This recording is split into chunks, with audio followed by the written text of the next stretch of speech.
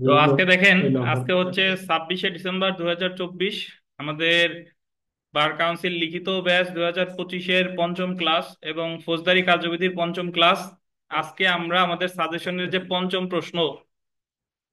প্রশ্নের খ নাম্বারটা, 5-এর খ নাম্বার প্রশ্নটা আলোচনা করব।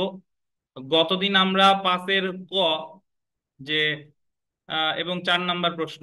5-এর কতে আছে যে 144 ধারার আদেশ কে দিতে পারেন, কখন প্রদান করা হয়, কতদিন বলবৎ থাকে, ভঙ্গ করলে কি প্রতিকার আছে, কে এটা বর্ধিত করতে পারে, এই সম্পর্কে বিস্তারিত করছিলাম 5-এর পথে। আর এছাড়া 4 নাম্বারে পড়েছিলাম শান্তি রক্ষা বা সদাচরণের মুচলেকা বা গণ উৎপাত সংক্রান্ত বিধান সমূহ।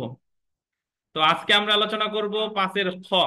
5-এর খতে আলোচনা করা, জানতে চাওয়া হয়েছে যে ফৌজদারি কার্যবিধির 145 ধারার বিধান মতে প্রসিডিং রুজু করার জন্য অপরিহার্য শর্ত কি কি, এবং ফৌজদারি কার্যবিধির 144 এবং 145 ধারার পার্থক্য নির্ণায়ক বৈশিষ্ট্য আলোচনা করুন। সাক্ষ্য প্রমাণ গ্রহণের পর ম্যাজিস্ট্রেট যদি বিবাদমান পক্ষগুলোর মধ্যে বিরোধী ভূমিতে কার দখল বিদ্যমান তা নির্ণয় করতে অসমর্থ হন, সেক্ষেত্রে তিনি কি ব্যবস্থা গ্রহণ করবেন।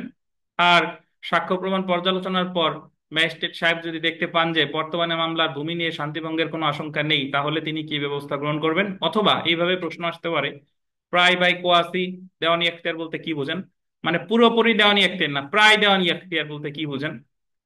ফৌজদারি কার্যবিধির 145 ধারার কার্যক্রমের ক্ষেত্রে ম্যাজিস্ট্রেট কোনো সত্ত্বের প্রশ্ন নয়, কেবল সম্পত্তি দখলের বিষয়ে দেখেন, ব্যাখ্যা করুন। তো আমরা গতদিন এই 5-এর ক নাম্বার প্রশ্নটা আলোচনা করেছিলাম। তো যেখানে আমরা পড়েছিলাম যে 5-এর কতে আছে যে 144 ধারার আদেশ কখন দেয়। তো আপনারা জেনে থাকবেন যে যখন কোনো মারাত্মক পরিস্থিতির উদ্ভব হয়, মারাত্মক পরিস্থিতির উদ্ভবের কারণে যদি শান্তি শৃঙ্খলা ব্যাহত হওয়ার আশঙ্কা দেখা যায়, খুবই মানে জরুরি পরিস্থিতিতে 144 ধারার আদেশ প্রদান করা হয় এবং কোনো পক্ষকে কোনো কাজ করা থেকে বিরত রাখা হয়। অর্থাৎ 144 ধারা এক প্রকারের প্রিভেন্টিভ অ্যাকশন, মানে প্রিভেন্টিভ রিলিফ বা নিরোধমূলক প্রতিকার, আমাদের দেওয়ানি মামলার আপনার ওই স্থায়ী নিষেধাজ্ঞার মতো আর কি। তো 144 ধারার আদেশের ক্ষেত্রে আদেশটা দেয় জেলা ম্যাজিস্ট্রেট বা ক্ষমতাপ্রাপ্ত নির্বাহী ম্যাজিস্ট্রেট, আপনাদের হয়তো বা মনে থাকার কথা। এবং 144 ধারার আদেশ দিলে এটা বলবৎ থাকে সর্বোচ্চ 2 মাস, এবং 2 মাসের বেশি বলবৎ থাকবে না। পরবর্তীতে নির্বাহী ম্যাজিস্ট্রেট বা জেলা ম্যাজিস্ট্রেট 2 মাসের বেশি ওনারা যদি বাড়ায়, এটা হবে তার মানে ক্ষমতা বহির্ভূত, ক্ষমতা বহির্ভূত বাড়াতে পারে শুধুমাত্র আপনার সরকার গেজেট নোটিফিকেশনের মাধ্যমে। এছাড়া 144 ধারার আদেশ আপনার ফৌজদারি কার্যবিধির 144 ধারা মেট্রোপলিটন এলাকার ক্ষেত্রে প্রযোজ্য না। মেট্রোপলিটন এলাকায় 144 ধারার আদেশ এটা ওই ম্যাজিস্ট্রেট জারি করতে পারে না, তাদের আলাদা আইন আছে, সেটা জারি করে থাকে হচ্ছে আপনার পুলিশ কমিশনার। আর 144 ধারার আদেশ স্থাবর সম্পত্তির ক্ষেত্রেও প্রযোজ্য, অস্থাবর সম্পত্তি রিলেটেড মোটামুটি যে কোনো জিনিস নিয়ে যদি দাঙ্গা হাঙ্গামা হওয়ার বা নিরাপত্তা প্রতি হুমকি স্বরূপ কোনো কাজের সংগঠন হওয়ার আশঙ্কা দেখা দেয়, সেক্ষেত্রে 144 ধারার আদেশ কোনো পক্ষগণের আবেদনের ভিত্তিতেও দিতে পারে, স্বপ্রণোদিত হয়েও দিতে পারে। এবং 144 ধারার আদেশ আমরা কতদিন পড়েছিলাম, যদি কেউ 144 ধারার আদেশ ভঙ্গ করে, তাহলে যে ভঙ্গ করলো তার বিরুদ্ধে মামলা হবে ফৌজদারি কার্যবিধির 195 ধারার বিধান অনুসারে। ওই ম্যাজিস্ট্রেটকে বাদী হয়ে সিআর মামলা দায়ের করতে হবে দণ্ডবিধির 188 ধারায়। দণ্ডবিধির কত ধারায়? অর্থাৎ 144 ধারার আদেশ ভঙ্গ করলে ওই ব্যক্তি কিন্তু অটোমেটিক্যালি শাস্তি পাবে না, বরং তার বিরুদ্ধে আরো একটা মামলা দায়ের করতে হবে। সে শাস্তি পাবে দণ্ডবিধির কত ধারায়? 188 ধারায়। এখন 145-এ আসলে কি বলছে? 145-এ বলছে যে জমি, পানি, স্থাবর সম্পত্তি, জমির খাজনা, ফসল, এগুলা নিয়ে যদি শান্তি ভঙ্গের আশঙ্কা থাকে, শান্তি ভঙ্গের আশঙ্কা থাকে, তাহলে সেই ক্ষেত্রে ওই সংশ্লিষ্ট পক্ষের আবেদনক্রমে বা পুলিশ রিপোর্টের ভিত্তিতে জেলা ম্যাজিস্ট্রেট বা নির্বাহী ম্যাজিস্ট্রেট 145 ধারায় আপনার যে কোনো সিদ্ধান্ত প্রদান করতে পারে। তো 145 ধারার আমাদের ফৌজদারি কার্যবিধিতে যেটা আছে, যে আপনি একটা স্থাবর সম্পত্তিতে, সেটা জমি হোক, পানি হোক, ফসল হোক, আপনি একটা স্থাবর সম্পত্তিতে দীর্ঘদিন যাবত আছেন, আপনাকে কেউ বেদখলের হুমকি দিছে, এখনো বেদখল করে নাই। তো এই মুহূর্তে গিয়ে আপনি ফৌজদারি কার্যবিধিতে ফৌজদারি মামলা যদি দায়ের করতে চান, তাহলে আপনাকে দায়ের করতে হবে 145 ধারার মামলা। হুমকি দিলে আর এটা একটা, আর একটা হলো বেদখলও করে ফেলছে, বেদখলও কি করে ফেলেছে, তো সেই ক্ষেত্রেও বেদখল হওয়ার কতদিনের মধ্যে 145 ধারা মামলা করতে হবে? 2 মাসের মধ্যে। এবং 2 মাসের মধ্যে মামলা করার পর ম্যাজিস্ট্রেট অনুসন্ধান করার পরে উনি যদি দেখেন যে 2 মাস পূর্বে আপনিই দখলে ছিলেন, তাহলে আপনাকে দখল বুঝাই দিবে এবং আপনাকে নির্দেশ দিবে যে যতদিন পর্যন্ত আপনি আইনানুগ পন্থায় বেদখল না হচ্ছেন, ততদিন পর্যন্ত আপনি আপনার দখল বজায় রাখবেন। তো এই যে যে আমাদের 145-এর ক্ষেত্রে বেশ কয়েকটা সমস্যামূলক প্রশ্ন বিভিন্ন পরীক্ষায় এসেছে। তো সাধারণত এখানে 145-এর সাবসেকশন 4 আর 145-এর সাবসেকশন 6, এই দুইটা সাবসেকশন লাগে।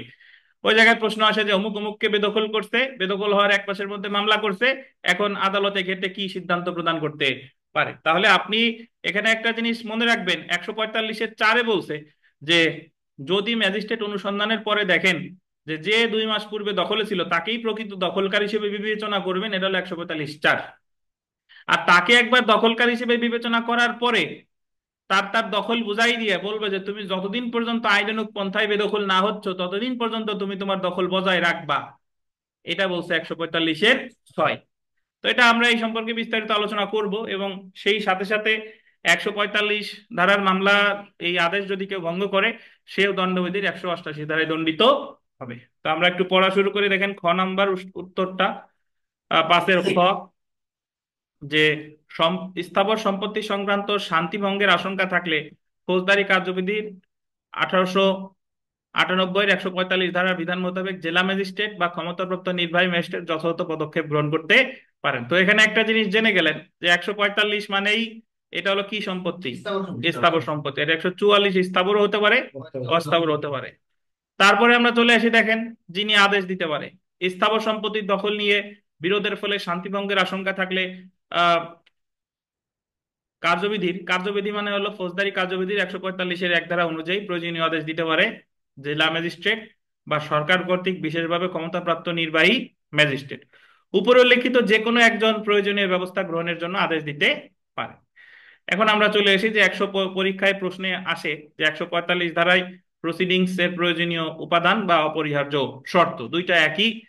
তো নিম্নোক্ত উপাদান অবস্থা বা অপরিহার্য শর্ত বিদ্যমান থাকলে 145 ধারার অধীন প্রসিডিং রুজু করা যাবে। তো দেখেন প্রথম যেটা, পক্ষদ্বয়ের মধ্যে বিরোধ থাকবে।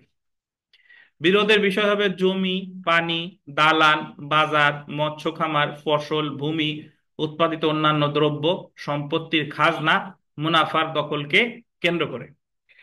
তো এটা জমি দখল হতে পারে, পানির দখল হতে পারে, দালান দখল হতে পারে, বাজার, মৎস্য খাবার, ফসল, সম্পত্তির খাজনা বা মুনাফার দখলকে কেন্দ্র করে বিরোধটা হতে হবে।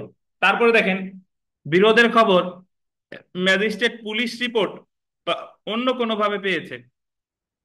এই যে যে 145-এর যে বিরোধের খবর ম্যাজিস্ট্রেট পুলিশ মারফত পেয়েছে অথবা কি অন্য কোনো ভাবে পেয়েছে, একটা জিনিস এখানে খেয়াল রাখবেন, 144 ধারায় ম্যাজিস্ট্রেট সুমোটো অর্ডার দিতে পারে, স্বপ্রণোদিত হয়ে উনি 144 জারি জারি করতে পারে, আদেশ দিতে পারে, কিন্তু 145 ধারায় স্বপ্রণোদিত হয়ে কোনো আদেশ দিবেন না। উনার বরাবর অবশ্যই একটা কি যেতে হবে, একটা অভিযোগ যেতে হবে, সেটা পুলিশ মারফত যাক বা অন্য কোনো ব্যক্তি মারফত যাক।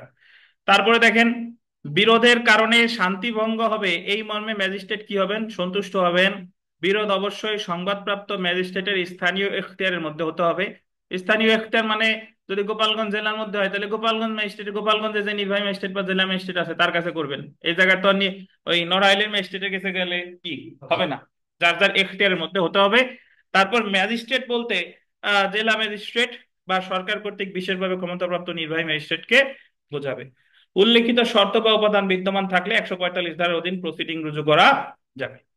এখন আমরা চলে আসি যে প্রসিডিং তো রুজু করলেন, করার পরে এখন ম্যাজিস্ট্রেট কি করতে পারে। যে বিরোধ সম্পর্কে জানার পর ম্যাজিস্ট্রেটের করণীয় বা ম্যাজিস্ট্রেট যেসব আদেশ দিবেন, তো এটা আমরা একটু দেখি যে 145 ধারায় ম্যাজিস্ট্রেটের এখতিয়ার অন্যান্য সাধারণ ক্ষমতা বা এই ক্ষমতা সবসময় প্রয়োগ করতে পারবে না। অনন্য সাধারণ ক্ষমতা, অন্যান্য না, অন্যান্য হয়ে গেছে, লেখেন অনন্য সাধারণ ক্ষমতা। কি হবে বলেন? অনন্য সাধারণ ক্ষমতা। এবং এই ক্ষমতা সবসময় প্রয়োগ করতে পারবে না। ম্যাজিস্ট্রেট যদি এই ধারার অধীন বিরোধ দ্বারা শান্তি ভঙ্গের ব্যাপারে সন্তুষ্ট হন তখন এই ক্ষমতা প্রয়োগ করতে পারবেন। মানে ম্যাজিস্ট্রেট এই ধারা তখনই প্রয়োগ করতে পারবে যখন ওনার কি থাকবে, একটা মানে বুঝতে পারবে যে শান্তি ভঙ্গের আশঙ্কা দেখা দিয়েছে। তো আমরা 145-এর এক ধারা অনুযায়ী ম্যাজিস্ট্রেট তখন বিরোধী পক্ষদের, আন্ডারলাইন করেন, ব্যক্তিগতভাবে বা অ্যাডভোকেটের মাধ্যমে উপস্থিত হতে বা নিজেদের দাবি সম্পর্কে লিখিত বক্তব্য উপস্থাপনের জন্য লিখিত আদেশ দিবেন। উনি যখন অভিযোগটা পেলেন 145 ধারায়, পাওয়ার পরে বিরোধী পক্ষদের, যার বিরুদ্ধে মামলাটা করা হয়েছে, তাকে ব্যক্তিগতভাবে বা অ্যাডভোকেটের মাধ্যমে উপস্থিত হওয়ার বা নিজেদের মাধ্যমে লিখিত বক্তব্য উপস্থাপনের জন্য কি দিবেন? নির্দেশ দিবেন। দেখেন একটা জিনিস এখানে একটা দেখেন, যে আমরা ফৌজদারি মামলা, ফৌজদারি কার্যবিধি শুরু করেছি। ফৌজদারি মামলায় মামলা তো এফআইআর আকারে হয়, অথবা সামনে গিয়ে পড়বো নালিশি দরখাস্ত আকারে হয়। তো এখানে জাস্ট যে মামলা করে সেই দরখাস্ত আকারে দায়ের করে বা এফআইআর আকারে দায়ের করে, যে আসামি, তার কিন্তু লিখিত কোনো ডকুমেন্ট সাবমিট করতে হয় না। লিখিত ডকুমেন্ট সাবমিট করে হলো দেওয়ানি মামলায় বাদী যেটা দেয় আরজি, বাদীর আরজি প্রেক্ষিতে বিবাদী দেয় কি? লিখিত জবাব। কিন্তু যদিও এটা মামলা, 145 ধারার মামলা যদিও কি ফৌজদারি মামলা, বাট এই জায়গায় বাদী যেরকম একটা দরখাস্তের মাধ্যমে মামলা দায়ের করতেছে, বিবাদীর কাছ থেকেও আদালত কি চাচ্ছে?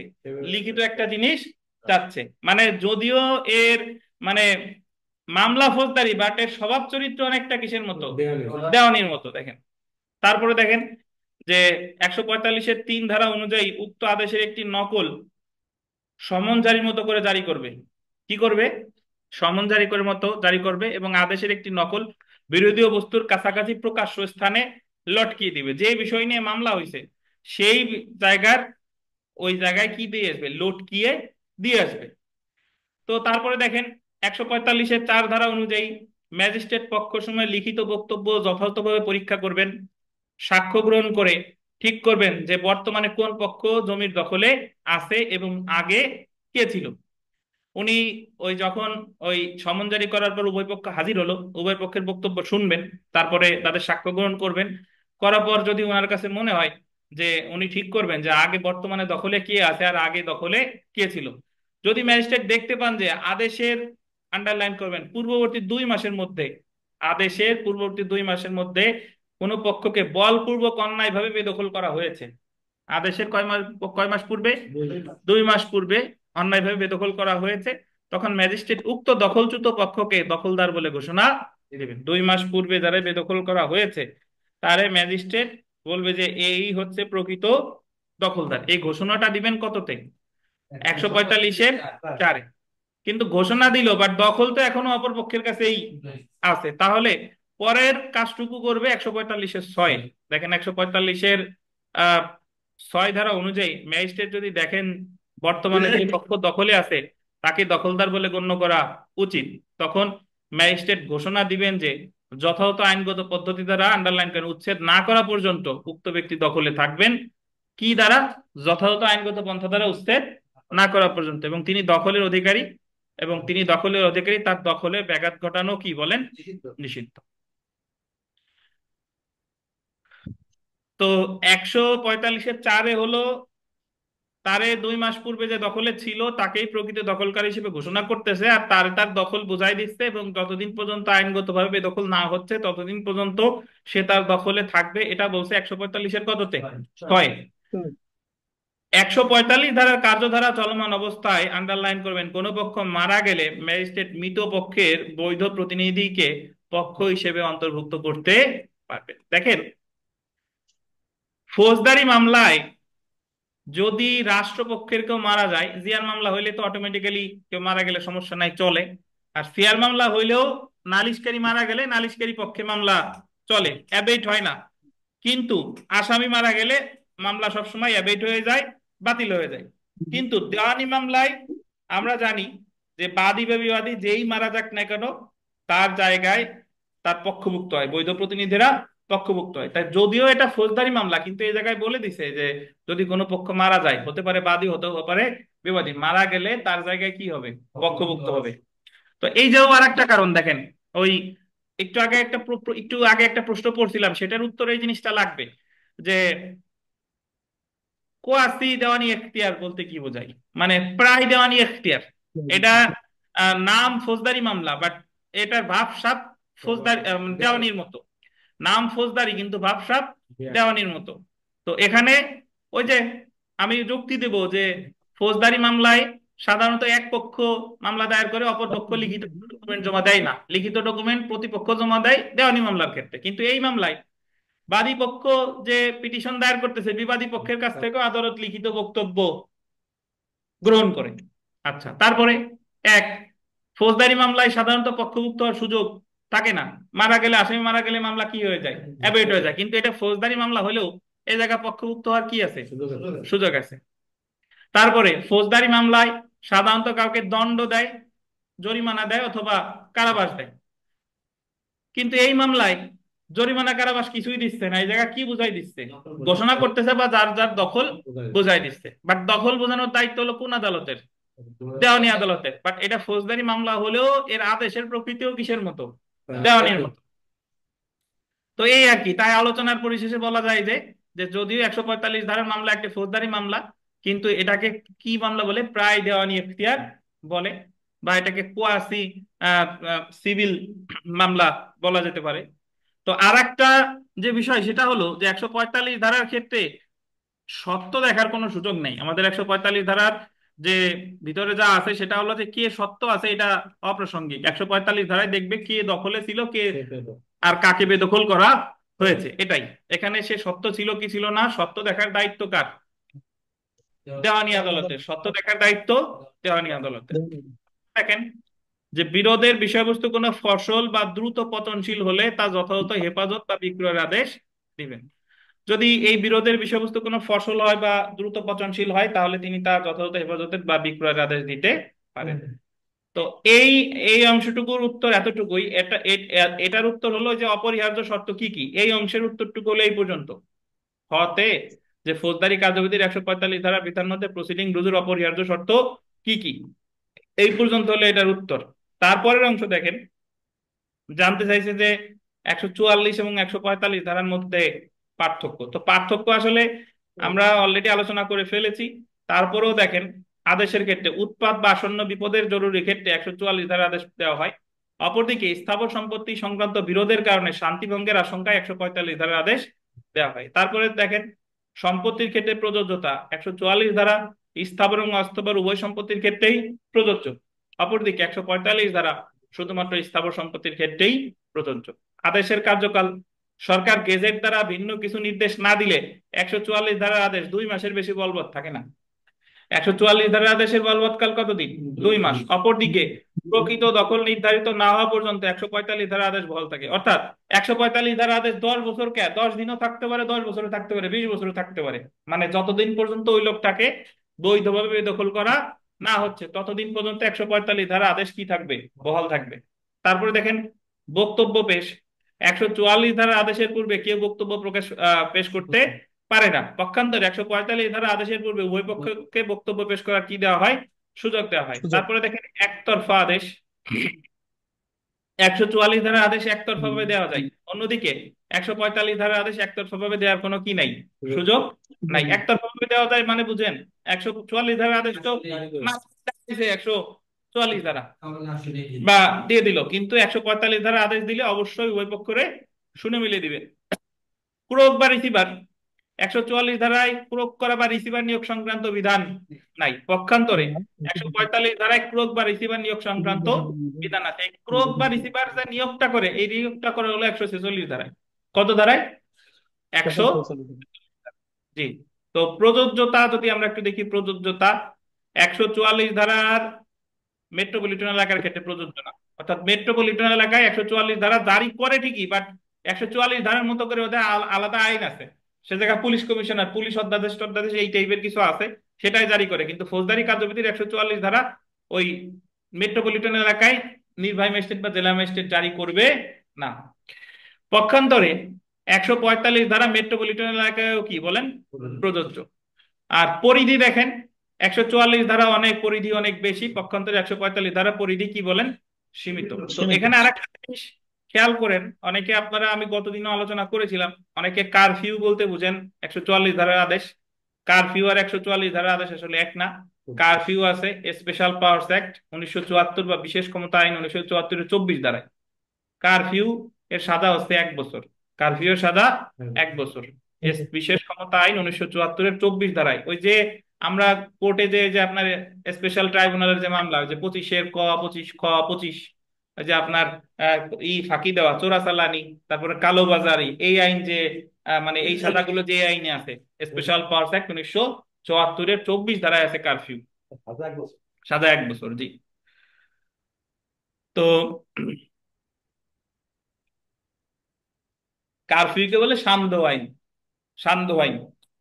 তো দেখেন, এখন আমরা দেখি যে ম্যাজিস্ট্রেট যদি দখল নির্ণয় অসমর্থ হন, তখন বা কোনো পক্ষের দখলে না থাকলে, ম্যাজিস্ট্রেট তো অনুসন্ধান করার পরে উনি বুঝতে পারেন নাই যে যে সম্পত্তি নিয়ে মামলা হয়েছে এই সম্পত্তির প্রকৃত দখলদার কি আলম খান নাকি হাজির, বোঝা যাচ্ছে না। তখন ম্যাজিস্ট্রেট কি করবে?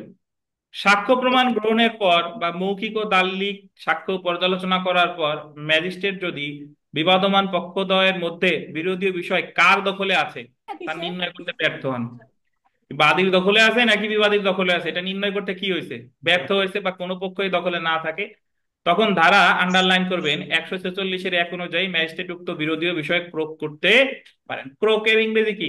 অ্যাটাচমেন্ট।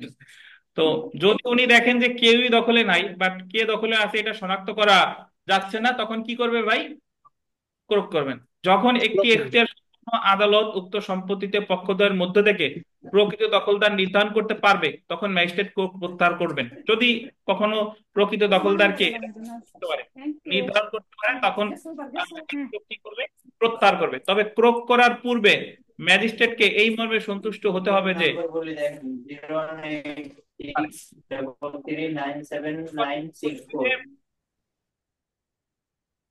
ম্যাজিস্ট্রেটের সন্তুষ্ট হইতে হবে, যদি ক্রোক না করলে কি হতে পারে? শান্তিভঙ্গ হতে পারে। শান্তিভঙ্গের আশঙ্কা না থাকলে ক্রোক করার প্রয়োজন নাই। বিরোধী বিষয় ক্রোক করার পর ম্যাজিস্ট্রেট উপযুক্ত মনে করলে রিসিভার নিয়োগ করতে পারে। ক্রোক করার পরে রিসিভার নিয়োগ করতে পারে। ধরেন আহ সাধারণত ক্রোক করলো মানে হলো যার সম্পত্তি বা কেউ তো নাই, এই কারণে সরকার ক্রোক করছে, বাট ক্রোক করার পরে এখানে এটা দেখাশোনা করবে কে? দেখাশোনা করতে হলে তো একজন লোক লাগবে, তাকে বলে তখন নিয়োগ দেবে রিসিভার বা তত্ত্বাবধায়ক। তো আপনারা অনেকে রিসিভার এবং কমিশনকে গোলাই ফেলেন। রিসিভার আর কমিশন কিন্তু এক জিনিস না। কমিশন নিয়োগ করে হলো যখন আদালত যে কাজটা সরাসরি নিজে করতে পারতেছে না, আদালত কারো সাক্ষ্য গ্রহণ করবে, বাট সে সামনে নাই, আদালত যে কাজটা নিজে করবে সেটা করতে পারতেছে না, তখন আদালত একজন প্রতিনিধি পাঠায় সাক্ষ্য গ্রহণের জন্য বা সরেজমিনে তদন্তের জন্য বা ডরা করার জন্য। সে ওই কাজটা করলে আদালত করেছে বলেই গণ্য হবে, সে হলো কমিশন। কমিশন সম্পর্কে আছে দেওয়ানি কার্যবিধির 75 ধারায় 4টা ক্ষেত্রে কমিশন নিয়োগ করা যায়, আর বিস্তারিত আলোচনা করছে 26 আদেশে। আর রিসিভার হলো যে যখন কোনো সম্পত্তি ক্রোক করা হয় তখন সেটা দেখাশোনার দায়িত্ব দেওয়া হয় আরেকজনকে। ধরেন এই যে বেনজির আহমেদের সাবানা পার্ক, এটা ক্রোক করছে, তো এখন বেনজির আহমেদ সাহেব তো আর নাই, ক্রোক করলে এখন ওটি তো ওইভাবে রেখে দেওয়া যাবে না, তখন এই যে রিসিভার জেলা প্রশাসনের দায়িত্ব দিচ্ছে, দেন তত্ত্বাবধায়ক হিসেবে দায়িত্ব পালন করতেছে কে? জেলা প্রশাসন। তো এটা, এবং পূর্বে যদি দেওয়ানি আদালত রিসিভার নিয়োগ দিয়ে থাকে তখন ম্যাজিস্ট্রেট রিসিভার নিয়োগ দিতে পারবে না। যদি ওই একই বিষয়বস্তু নিয়ে একটা দেওয়ানি মামলা চলমান থাকে এবং দেওয়ানি আদালত যদি রিসিভার নিয়োগ করে থাকে, তাহলে ফৌজদারি আদালত আর রিসিভার নিয়োগ করবে না। যদি বিরোধী বিষয় কোনো ফসল বা দ্রুত পচনশীল হয়, যথাযথ হেফাজত বা বিক্রয়ের ব্যবস্থা করবেন। তাহলে আমরা এতটুকু জানলাম, দেখেন যে বিরোধী সম্পত্তি কার দখলে আছে এটা যদি নির্ণয় করা সম্ভব না হয় তাহলে কি করবে?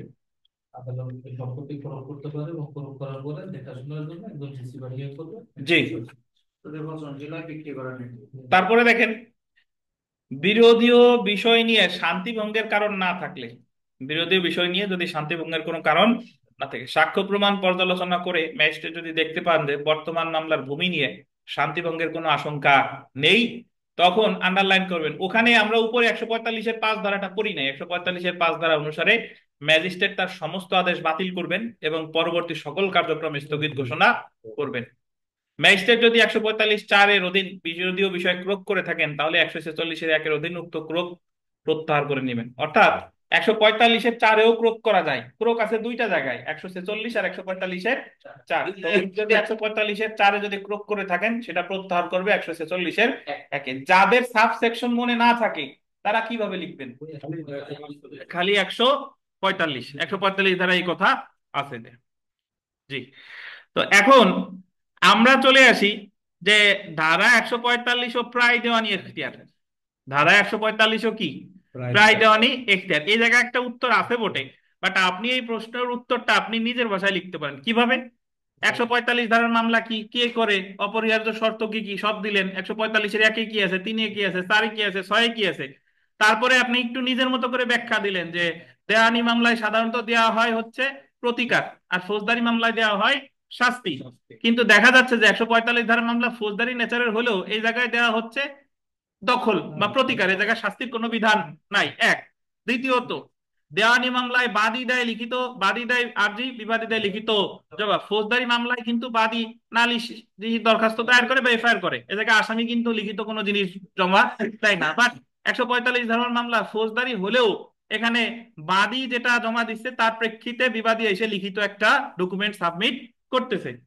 তারপরে আপনি বলবেন যে দেওয়ানি মামলায় পক্ষভুক্তির সুযোগ আছে, বাট ফৌজদারি মামলায় পক্ষভুক্তির সুযোগ না থাকলেও এই 145 ধারা মামলায় ঠিকই কেউ মারা গেলে পক্ষভুক্ত হওয়ার সুযোগ আছে নাকি।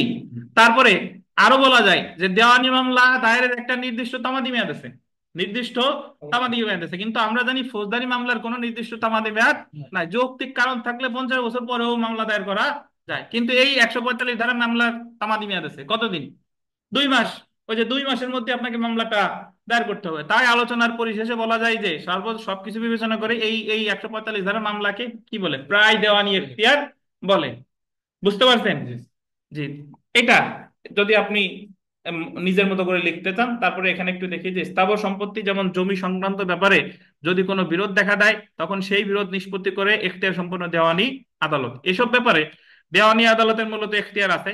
স্থাবর সম্পত্তি সংক্রান্ত বিরোধ যখন সমাজে শান্তি ভঙ্গের কারণ হিসেবে দেখা দেয় তখন সেই বিরোধ দেওয়ানি প্রকৃতির হওয়া সত্ত্বেও ফৌজদারি কার্যবিধির 145 ধারা অনুসারে যথাযথ প্রক্রিয়া অনুসরণ করে জেলা ম্যাজিস্ট্রেট বা নির্বাহী ম্যাজিস্ট্রেট ব্যবস্থা নিতে পারে। এক্ষেত্রে উল্লেখিত ম্যাজিস্ট্রেট স্থাবর সম্পত্তি সংক্রান্ত বিরোধ নিষ্পত্তি করতে পারেন না, শুধুমাত্র শান্তি বজায় রাখার উদ্দেশ্যে সাময়িক ব্যবস্থা নিতে পারেন।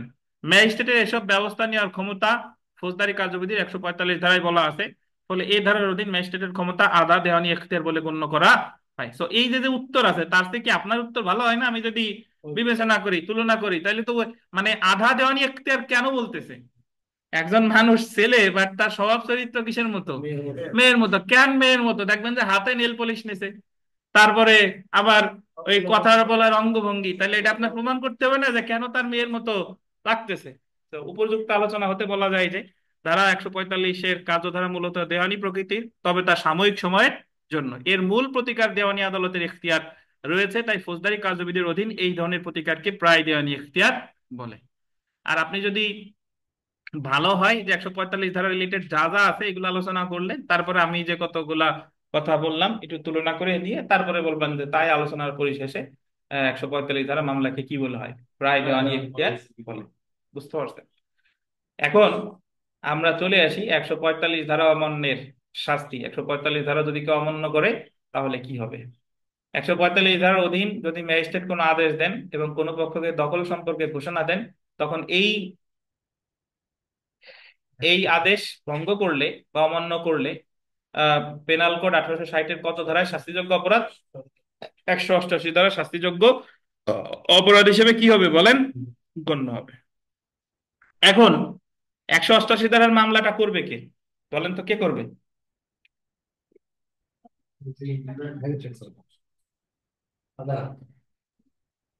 তিনি মামলা দায়ের করবে, কিন্তু শাস্তি দেবে হলো বিচারিক। ও তো মামলাটা দায়ের করবে কে, মানে বিষয়টা হলো এরকম যে ভূঁইয়া ভূঁইয়া সাহেব 145 ধারা আদেশ পাইছেন, আপনারে দখল বুঝাই দিছে বা আদালত আপনার পক্ষে আদেশ দিছে, আপনি যাইয়া শান্তিপূর্ণভাবে আছেন, হঠাৎ আইসা আপনারে এই অনুপেশে আবার বেদখল করছে, মানে তাহলে ম্যাজিস্ট্রেটের 145 ধারা আদেশে কি করছে, অমান্য করছে। তাহলে এখন এই 145 ধারা আদেশ যে অমান্য করলো, এখন এই অমান্যের শাস্তি আমরা জানি দণ্ডবিধির 188 ধারা। এখন এই শাস্তিটা দেবে কে, মামলাটা করবে কে, কোন ম্যাজিস্ট্রেট? নির্বাহী ম্যাজিস্ট্রেট। এখন তারে আপনি জানাবেন কিভাবে, মানে এই ভঙ্গ হয়েছে, আর এই জেলা ম্যাজিস্ট্রেট বা নির্বাহী ম্যাজিস্ট্রেটই মামলাটা করতে হবে, অন্য কেউ করলে হবে না। এখন তার কাছে আপনি যে দরখাস্তটা দিবেন এই দরখাস্তটা হলো ফৌজদারি কার্যবিধির 476 ধারায়। কত ধারায় বলেন? 476 ধারায়। ফৌজদারি কার্যবিধির 476 ধারায় বলা আছে যে সরকারি কর্মচারী রিলেটেড মামলা এগুলা 195 দণ্ডবিধির, সরি, ফৌজদারি কার্যবিধির 195 ধারায় বলা আছে সরকারি কর্মকর্তাকে বাদী হয়ে মামলাটা করতে হবে। বাট উনারে মামলা করার জন্য আমি যে দরখাস্তটা দিব এটা হলো ফৌজদারি কার্যবিধির কত ধারায়? 476 ধারায়। বললো যে আপনি মামলা করেন, যেহেতু আপনার আদেশটারে কি করছে, ভঙ্গ করছে। আর 195 ধারায় আছে আপনি মামলা না করলে, অন্য আমি যাই যদি করি বা অন্য কেউ করলে আইন অনুযায়ী এটা আমলে নেওয়া হবে না, এখানে আপনাকেই মামলা করতে হবে। যাই হোক, দেখেন তাহলে আমাদের প্রশ্নের পরবর্তী অংশ ছিল যে ফৌজদারি কার্যবিধির 145 ধারা কার্যক্রমের ক্ষেত্রে ম্যাজিস্ট্রেট কোনো সত্ত্বের প্রশ্ন নয়, কেবল দখলের বিষয় দেখেন। তো এটার উত্তরও আমরা অলরেডি পড়ে ফেলেছি। এটা হলো ওই যে একেবারে প্রথম থেকে যা পড়ছি, যে 145 ধারা আদেশ কে দেয়, তারপর অপরিহার্য শর্ত কি কি, তারপরে 145-এর একে কি আছে, তিনে কি আছে, চারে কি আছে, ছয়ে কি আছে, তারপরে আমি লাস্টের লাইন দিয়ে দেবো। আলোচনার পরিশেষে বলা যায় যে 145 ধারা কার্যক্রমের ক্ষেত্রে ম্যাজিস্ট্রেট কোনো সত্যের প্রশ্ন নয়, কেবল কিসের বিষয় দেখেন, দখলের বিষয় দেখে থাকেন। এই যে আমরা একটু পড়ি, দেখেন একই কথা এক পড়া হয়ে গেছে যদিও, যে এই যে একই উত্তর, যিনি আদেশ দিতে পারেন আর 145 ধারার অধীন প্রসিডিং এর প্রয়োজনীয় উপাদান বা অপরিহার্য শর্ত, এবং এটা ওই একই উত্তর। বিরোধ সম্পর্কে জানার পর ম্যাজিস্ট্রেটের করণীয় বা যেসব আদেশ দিবেন, ওই যে 145-এর 1, 3, 4, 6 আগে পড়ছি না, আগেই। তারপরে দেখেন যে বিরোধের বিষয়বস্তু কোনো ফসল বা দ্রুত পচনশীল হলে তারপরে মানে লাস্টের লাইনটা এইভাবে দিবেন।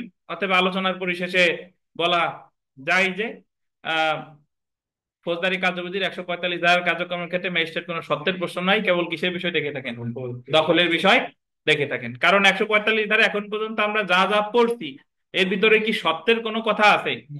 সত্যের এ জায়গায় আছে জাস্ট কে দখলে ছিল কে বেদখল হয়েছে, এ জায়গার সত্য কিন্তু দেখার কোনো সুযোগ নাই।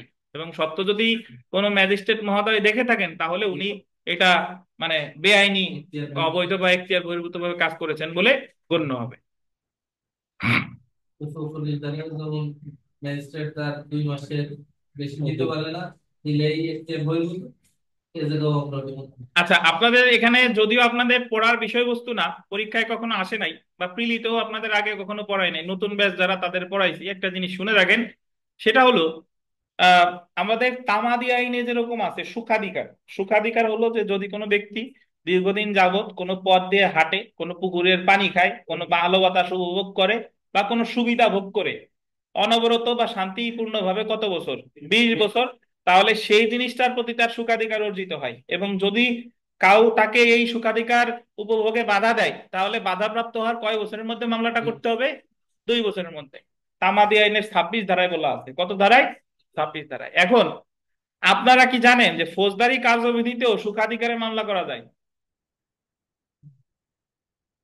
ফৌজদারি কার্যবিধির অধীনেও এই যে 145 ধারার মামলা, 145 ধারার মামলা, বাট সেক্ষেত্রে বলতেছে 147 ধারায়। 147 ধারায় বলছে যে যদি কাউরে ধরেন এই যে পথ দিয়ে হাঁটতে বাধা দেয়, তারপরে যে সুখাধিকার রিলেটেড যা আছে, তাহলে বাধাপ্রাপ্ত হওয়ার 3 মাসের মধ্যে তার মামলাটা করতে হবে এই নির্বাহী ম্যাজিস্ট্রেট বা জেলা ম্যাজিস্ট্রেটের কাছে। কিন্তু এই কথাটা কত কত সময়ের মধ্যে? 147 ধারায় কয় মাসের মধ্যে? 3 মাসের মধ্যে। আর দেওয়ানি মামলা করলে কতদিন? 2 বছর। আর আপনি যদি ম্যাজিস্ট্রেটের কাছে করতে চান তাহলে কতদিন? 3 মাসের মধ্যে। সুখাধিকার রিলেটেড ক্ষেত্রে 147 ধারা, অর্থাৎ আপনার পথ দিয়ে হাঁটতে দিচ্ছে না আপনারে ওই, তাহলে আপনি এ জায়গায় কিন্তু আপনার 20 বছর হাঁটার দরকার নাই। আমি যদি বিগত 3 বছর 3 মাসে জায়গা দিয়ে কি করে থাকি, চলাফেরা করে থাকি, হঠাৎ আমার বাধা দিলে ওই জায়গাতে হাঁটার অধিকার আমার আছে। ফৌজদারি কার্যবিধির কত ধারায় বলছে? 147 ধারায়। আচ্ছা, লিখতে যাই ভুল লেখেন না, না লিখলেও সমস্যা নাই, এমনি আপনাদের জানানোর জন্য বলা। আমার একজন আছে বিথিকা আর আরিফ, দুইজন এই জায়গা বসে, আমি যতবার বলি ওরা ততবার লেখে, অথচ এই এক লেখা কিন্তু লেখা হয়ে গেছে। তো এরকম ভুল ভালো মাঝে মধ্যে লেখে। তো এখন আর একটা জিনিস, সেটা হলো 148 ধারায় ভাই লোকাল ইনকোয়ারি, লোকাল ইনকোয়ারি নির্দেশ দেয় স্থানীয় অনুসন্ধানের, এটা প্রিলির জন্য গুরুত্বপূর্ণ, আসমা খানম নাই। লোকাল ইনকোয়ারি নির্দেশ দেয় জেলা ম্যাজিস্ট্রেট, কিন্তু লোকাল ইনকোয়ারি করবে নির্বাহী ম্যাজিস্ট্রেট। বুঝলেন? পরীক্ষায় যদি প্রশ্ন আসে যে লোকাল ইনকোয়ারি নির্দেশ দিতে পারে কে, আদেশ দিতে পারে কে? জেলা ম্যাজিস্ট্রেট। বাট লোকাল ইনকোয়ারি করবে কে? নির্বাহী ম্যাজিস্ট্রেট। তাহলে নির্বাহী ম্যাজিস্ট্রেট কিন্তু লোকাল ইনকোয়ারির আদেশ দিতে পারে না। তাহলে আমরা যেটা জানলাম যে লোকাল ইনকোয়ারির আদেশ দেবে ফৌজদারি কার্যবিধির 148 ধারায় কে? জেলা ম্যাজিস্ট্রেট। আর লোকাল ইনকোয়ারি করার ক্ষমতাপ্রাপ্ত হয় কে? নির্বাহী ম্যাজিস্ট্রেট। তো এই ছিল মোটামুটি আমাদের ফৌজদারি কার্যবিধির 145, 146, 147 আর 148। তো এখন আমরা একটু মুসাবিদা গুলো দেখি যে ফৌজদারি কার্যবিধির 144-এর মুসাবিদা কিরকম। মুসাবিদা লেখার টেকনিক ওই একই রকম, এই যে 107 এর যেরকম পড়ছি আগে পক্ষগণের নাম, সাক্ষীদের নাম, ঘটনাস্থান, তারিখ, সময়, তারপরে ধারা, এরপরে আপনি আপনার যা যা বলার আছে বলে দিয়ে তারপরে কি চান সেটা চাইবেন। এবং আমাদের ফৌজদারি মামলার ক্ষেত্রে যেটা লেখা কম লাগে, মুসাবিদার ক্ষেত্রে যেটা লাগে না সেটা হলো আমাদের এফিডেভিট দেওয়ার কোনো দরকার নাই। ফৌজদারি মামলা, ফৌজদারি কোন দরখাস্তের সাথে এফিডেভিট দেওয়া লাগে কেউ জানেন? ভুইয়া সাহেব?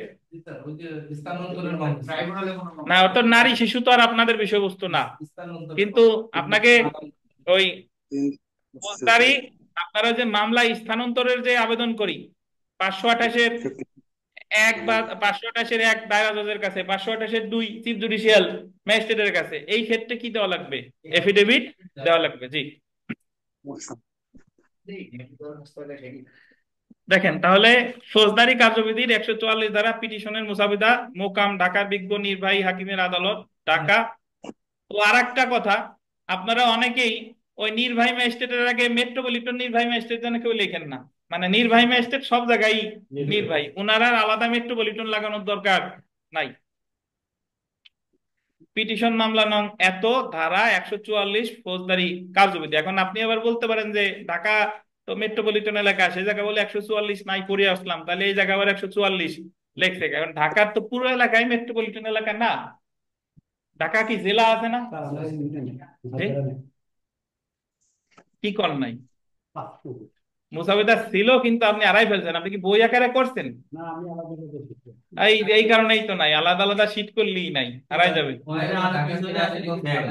এই এটা হলো আলাদা শীট দিছিলাম আর একদিনের। জি, না থাকলে আমি দিব, বাট আপনাদের সবই দেওয়া হয়েছে। দেখেন নাই, পিছনে আছে বই আকারে করলে পিছনে আছে। এগুলো স্যার সাক্ষীটাকে দিয়ে দেন। হ্যাঁ। ভাই এক মামলা 3 বছর ধরে সাক্ষী দিয়েছি। তো দেখেন বিজ্ঞ মোকাম ঢাকার বিজ্ঞ নির্বাহী, একটু wait। মোকাম ঢাকার বিজ্ঞ নির্বাহী হাকিমের আদালত। মোকামটা আপনি ইচ্ছা করলে দিতেও পারেন, নাও দিতেও পারেন। যদি মোকাম না লিখেন তাহলে লিখবেন বিজ্ঞ নির্বাহী ম্যাজিস্ট্রেট আদালত ঢাকা। তো আমরা অনেক সময় যে লেখা হাকিম টাকিম লেখে, এগুলো না লিখলেও সমস্যা নাই, হাকিম না লিখে কি লিখবেন? ম্যাজিস্ট্রেট। সূত্র পিটিশন নং এত, ধারা ফৌজদারি কার্যবিধির এত। তো জয়নাল আবেদন বাদী পক্ষ, বাদী পক্ষ বানানটা একটু ঠিক করে নেন। বনাম বিবাদী বলছে শামসুল হুদা, নুরুল হুদা, আলামিন। বিবাদী বা অপরপক্ষগণ। তো আমরা এখানে যদিও সাক্ষীগণের নাম ঠিকানা বামে লিখছি, বাট সাক্ষীগণের নাম ঠিকানা কিভাবে লিখলে সমস্যা নাই বলেন? সবকিছু মাঝে লিখবেন, সবকিছু মাঝে। আর গোপালগঞ্জে যেভাবে করে ড্রাফটিং সেভাবে করতে হলে তাইলে আবার আপনার ওই গাদাগাদি হয়ে যাবে, যে বাদী, আসামির নাম, সাক্ষীর নাম এক জায়গা 3 লাইন আর কি। তো আপনি যদি কমফোর্টেবল ফিল করেন ওইভাবেও লিখতে পারেন, সমস্যা নাই। তো ঘটনার তারিখ ও সময়, ঘটনার তারিখ এত এত, ঘটনার স্থান এত এত, বাদী পক্ষে মিলিত নিবেদন এই যে। এখন এটা তো ওই যে আপনার আসল মামলার কাহিনী। তো একটু যদি দেখি, দেখেন বাদী পক্ষে বিনীত নিবেদন এই যে, যেহেতু বাদী একজন সৎ, সহজ সরল আইন মান্যকারী পরোপকারী ব্যক্তি বটে, পক্ষান্তরে 1 থেকে 3 নং বিবাদী বা অপরপক্ষগণ পরস্পর যোগ সাজসী আইন অমান্যকারী, পরের সম্পত্তি জোরপূর্বক দখলের চেষ্টাকারী সন্ত্রাসী ব্যক্তি হইতেছে, তারা না পারে এমন কোনো কাজ নেই। যেহেতু বাদী মোহাম্মদ জয়নুল আবেদিন তফসিল বর্ণিত নালিশি সম্পত্তিতে মালিক, সত্ত্বাধিকারী ও ভোগ দখলকার বটে, পক্ষান্তরে 1 থেকে 3 নং ব্যক্তিবর্গের বা তাহাদের পক্ষে নিয়োজিত সন্ত্রাসী ব্যক্তিবর্গের নালিশি সম্পত্তিতে কোনো কি নাই, সত্ত্বও নাই, দখলও নাই। তারপরে দেখেন নালিশি ভাটারা মৌজার এই জায়গায় মোটামুটি ওই মৌজা টোজা যা যা আছে এগুলার বিস্তারিত বিবরণ দিছে। তো এটার আমি 3 নং কারণটা আর করতেছি না। এটা আপনারা এত বিস্তারিত কথার দরকার নাই, এমনি সংক্ষেপে একটু লিখে দেন। 4 নাম্বারটা আমরা একটু পড়ি, যে যেহেতু 3 থেকে 4 নং বিবাদী ও তাহাদের পক্ষে নিয়োজিত সন্ত্রাসী ব্যক্তিবর্গ এত তারিখে সকাল এত ঘটিকার সময় বাদীর সত্যদিকগুলি এত নং দাগের সম্পত্তিতে অন্যায়ভাবে প্রবেশের চেষ্টা করে এবং সাক্ষীদের সহযোগের হস্তক্ষেপ বাদীকে এত নং দাগের সম্পত্তিতে ঢুকতে ও বাদীকে বেদখল করিতে পারে নাই। সাক্ষীদের কারণে কি করতে পারে নাই? বেদখল করতে পারে নাই। আহ তবে যে কোনো বাদীকে, মানে যে কোনো উপায়ে লেখেন, যে কোনো উপায়ে বাদীকে জীবননাশ ও গুরুতর জখমের ভয় দেখাইয়া যে কোনো মূল্যের বেদখল করিবে, যে কোনো মূল্যে বেদখল করিবে এবং অঘটন ঘটাইবে বলিয়া বাদী ও সাক্ষীদেরকে শাসাইয়া যায়। তো 5 নম্বরে যদি আমরা আসি, যে নালিশি সম্পত্তিতে যে কোনো সময় দুর্ঘটনা ঘটতে পারে এবং আইন শৃঙ্খলা মারাত্মক, মারাত্মক বানানটা এখানে ভুল আছে, মারাত্মকে তর নিচে বওয়া হবে না, এটা হলো কি হবে বলেন, তয় কি হবে, মফালা। অবনতি সহ যথাযথ অবস্থা বিরাজ করিতেছে বিধায় বাদী অত্র আদালতে প্রয়োজনীয় আইনগত প্রতিকার সহ অত্র আদালতে মকদ্দমা দায়ের করিলেন। তো সিস্টেম একই রকম। তারপরে একেবারে ডান সাইডে সে মতে বিজ্ঞ আদালতে বাদী প্রার্থনা করে যে আমি এই জায়গায় ক খ গ ঘ আকারেও লিখতে পারেন, অথবা কি এমনি ঢালাও ভাবেও লিখতে পারেন। তফসিল বর্ণিত সম্পত্তিতে স্থিতি অবস্থা আদেশ দানে মর্জিত। স্থিতি অবস্থার ইংরেজি কি জানেন? স্ট্যাটাস কো। স্ট্যাটাস কো মানে ওই যে সম্পত্তি নিয়ে মামলা করছে যে যে অবস্থায় আছে সেই অবস্থা আদেশ দিতে মর্জি হয়। ভারপ্রাপ্ত কর্মকর্তা বাড্ডা থানাকে শান্তি শৃঙ্খলা রক্ষার জন্য প্রয়োজনীয় ব্যবস্থা গ্রহণের আদেশ দিতে কি হয়? মর্জি হয়। সরেজমিনে তদন্ত করে বিজ্ঞ আদালতে রিপোর্ট প্রদান করিতে মর্জি হয় এবং কাগজপত্র সাক্ষ্য প্রমাণ গ্রহণে বিবাদীর বিরুদ্ধে ফৌজদারি কার্যবিধির 145 ধারার প্রসিডিং ড্র করার আদেশ দানে মর্জি হয়। তো এই জায়গায় যে উপরে 145 ধারার প্রসিডিং ড্র করতে মর্জি হয়। তো হ্যাঁ, তফসিল বর্ণিত সম্পত্তির পরিচয় যেটা, এটা খুবই, মানে আপনি আপনার মতো যে সম্পত্তি আছে এটা আপনি বর্ণনা দিয়ে দিবেন আর কি।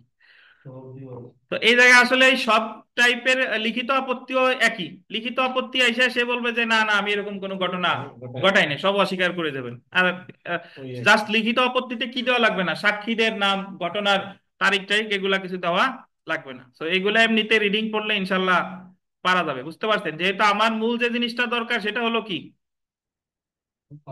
ফরম্যাটটা দরকার, ফরম্যাটটা যাতে ঠিক থাকে। ফরম্যাট ঠিক থাকে, মনে যা চাই লিখে দিয়ে নাম্বার পাওয়া যাবে ইনশাল্লাহ। এই আর কি। তো বিশাল বিশাল। এখন আমি আপনাদের এখন একটা কাগজ দিব, প্রিন্ট করে দিচ্ছি, কতবার দেওয়া হয় নাই।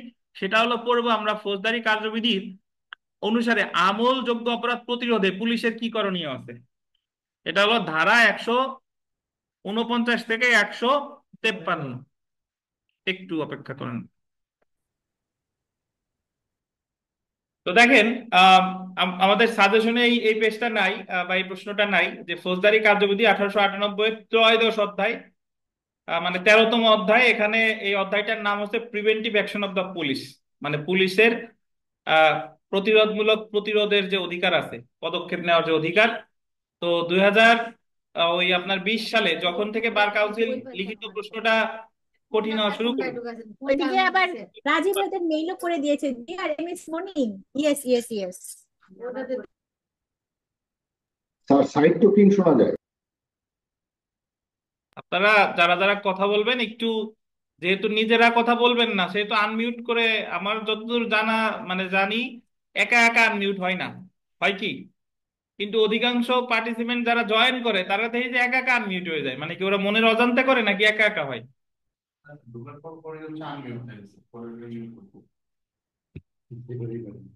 স্যার আচ্ছা দেখ, আমি তো আনমিউট করে রাখি স্যার, কারণ এখানে অপ্রাসঙ্গিক কথা চলে যায় তো। না মিউট করে রাখেন, আনমিউট করলে তো কথা শুনতে পারবো। দেখেন, যাই হোক। তো আমলযোগ্য অপরাধ নিরোধে পুলিশের ক্ষমতা বর্ণনা করুন, এই প্রশ্নটা আসার পরে আমরা অধিকাংশ ছাত্রছাত্রীরা যেটা ভাবছিলাম সেটা হলো যে সবাই লিখে দিছে 154 ধারা। ওই যে আমলযোগ্য অপরাধ প্রতিরোধে 154 ধারা আছে কি এফআইআর দায়ের করে। বাট অ্যাকচুয়ালি এই জায়গায় আমলযোগ্য অপরাধ নিরোধে পুলিশের ক্ষমতা। নিরোধ মানে কি, মানে আমলযোগ্য এফআইআর তো করে যখন আমলযোগ্য ঘটনা ঘটে গেছে তখন। আর এখন হলো আমলযোগ্য অপরাধ এখনো কি ঘটে নাই, ঘটতে পারে, যাতে না ঘটে সেই ক্ষেত্রে পুলিশের কি করণীয় আছে সেই সম্পর্কে আলোচনা করছে ফৌজদারি কার্যবিধির 149 থেকে 153 ধারা পর্যন্ত। তো প্রথমে আমরা একটু পড়ি, দেখেন ধারা 149, যেখানে বলছে যে আমলযোগ্য অপরাধ প্রতিরোধ করবে। প্রত্যেক পুলিশ অফিসার আমলযোগ্য অপরাধ প্রতিরোধের জন্য হস্তক্ষেপ করতে পারেন এবং আমলযোগ্য অপরাধের অনুষ্ঠান তিনি তার সাধ্যমতো প্রতিরোধ করবেন। প্রত্যেক পুলিশ অফিসার সে তার আমলযোগ্য অপরাধ প্রতিরোধ যাতে না হয় উনি তার মানে সাধ্যমতো চেষ্টা করবেন। এখন প্রশ্ন এসে যায় যে তাহলে আমলযোগ্য অপরাধ কাকে বলে? অনুপ বলেন তো, আমলযোগ্য অপরাধ কাকে বলে? অনুপ, আমলযোগ্য অপরাধ কাকে বলে, মানে বুঝবো কিভাবে আমলযোগ্য অপরাধ? তো ফৌজদারি কাজ বিধির দ্বিতীয় আর তফসিলির তৃতীয় কলমের সাথে দেখে আমলযোগ্য না অমলযোগ্য। দ্বিতীয় তফসিলের তৃতীয় কলামে, বাট বুঝবেন কিভাবে আমলযোগ্য না? মানে তৃতীয় তফসিলের তৃতীয় কলামে কি বলা আছে, টাইটেলটা কি মনে আছে? আমলযোগ্য আমরা না, টাইটেলে কিন্তু ওই জিনিস নাই। Police may arrest without warrant আর shall not arrest without warrant, মানে যদি বলে মে অ্যারেস্ট উইদাউট ওয়ারেন্ট মানে ওয়ারেন্ট ছাড়াও গ্রেফতার করতে পারে, আর মে অ্যারেস্ট উইদাউট ওয়ারেন্ট মানে ওয়ারেন্ট ছাড়াও গ্রেফতার করতে পারে, ওটা হলো আমলযোগ্য। আর shall not arrest without warrant মানে ওয়ারেন্ট ছাড়া গ্রেফতার করবে না, সেটা হলো আমল অযোগ্য। তো আরো সহজ যেটা, সেটা হলো ভাই যে আপনার যে সকল অপরাধের সাজা 3 বছর বা তার বেশি, যে সকল অপরাধের সাজা 3 বছর অথবা তার বেশি সেই সকল অপরাধগুলো হলো আমল, আর যে সকল অপরাধের সাজা 3 বছর বা তার কম সেটা হলো কি আমল অযোগ্য। তো এটা বলছে যে তাহলে পুলিশ আমলযোগ্য অপরাধ প্রতিরোধে যথাসম্ভব চেষ্টা করবে। ব্যাখ্যাতে যদি আমরা আসি, দেখেন ব্যাখ্যা যে অপরাধ অপরাধ প্রতিরোধে পুলিশের দায়িত্বের কথা এই ধারায় বলা হয়েছে। যখনই কোনো গুরুতর অপরাধের বিষয়ে কোনো পুলিশ অফিসার অবগত হন তিনি অপরাধটি যাতে অনুষ্ঠিত না হতে পারে সেজন্য সাধ্যমতো পদক্ষেপ গ্রহণ করবেন। বা আপনি এখন এই মুহূর্তে জানাইলেন যে অমুক জায়গায় কাঠিগ্রাম আর মাঝেকেটি গ্রামে মারামারি হওয়ার সম্ভাবনা আছে, পুলিশ গিয়ে এটা প্রতিরোধ করা ওনার কি দায়িত্ব। বাংলা সিনেমার মতো একেবারে মামলা টামলা মানে মারামারি হয়ে যাওয়ার পরে হাজির না হয়ে উনি যদি, ওনার সুযোগ থাকে অবশ্যই মারামারি যাতে না বাঁধে এই মর্মে পদক্ষেপ নেওয়ার অধিকার ওনার আছে, সেই কথাই বলছে 149 ধারায়। অপরাধের আশঙ্কা দেখা গেলে তবেই পুলিশ অফিসারের পদক্ষেপ গ্রহণের ক্ষমতার উদ্ভব হয়। একজন লোক কাঁধে করে কুড়াল নিয়ে যাচ্ছে, এই কুড়াল নিয়ে সে শত্রুকে আঘাত করবে, ওই ওসিলায় পুলিশ সেই কুড়াল কেড়ে নিতে পারে না। এখন যে কাঠুরিয়া তার তো কাজই হচ্ছে কুড়াল নিয়ে, এখন সে আবার কুড়াল নিয়ে যাচ্ছে বলে তারে একেবারে আবার এই ধারায় যে তুমি কাঠটা কিছু কাটতে পারবে না, তোমার এই কুড়াল কেড়ে নিয়ে হোক, এটা আবার করা যাবে না। বুঝতে পারছেন? তো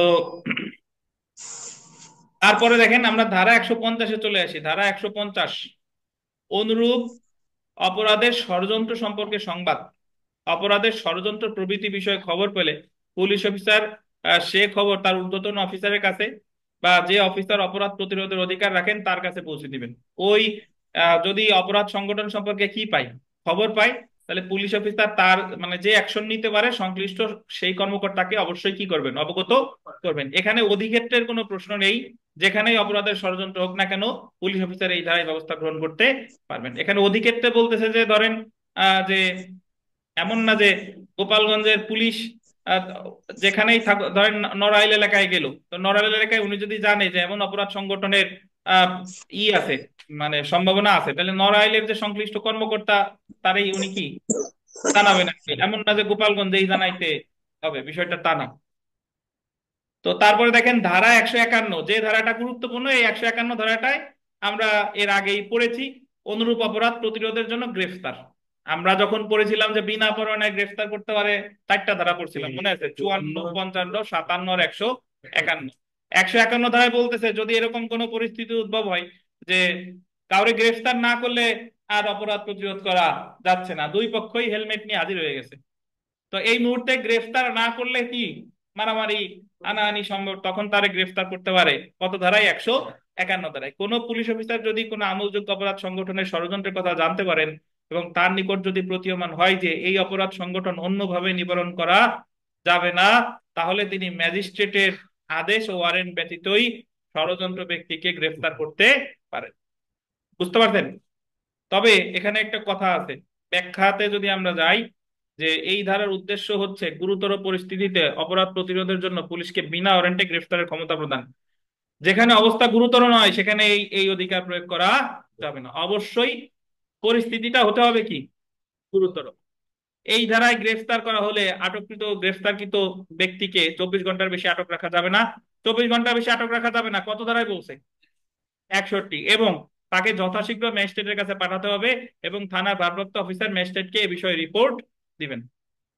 তারপর দেখেন, যে ক্ষেত্রে মামলার দুটি পক্ষ আদালতের কামরা থেকে বের হয়ে নিজেদের মধ্যে হাতাহাতিতে লিপ্ত হয়, সেক্ষেত্রে তাদের মধ্যে অধিকতর শান্তিভঙ্গের পরিস্থিতি নিয়ন্ত্রণের জন্য তাদের বিরুদ্ধে ফৌজদারি কার্যবিধির 107/151 ধারায় প্রসিডিং আনয়ন যথোপযুক্ত। 151 হলো আমলযোগ্য অপরাধ প্রতিরোধে গ্রেফতার তারে করলো, আর তারে শান্তি রক্ষার মুচলেকার আদেশ দিবে কততে? 107।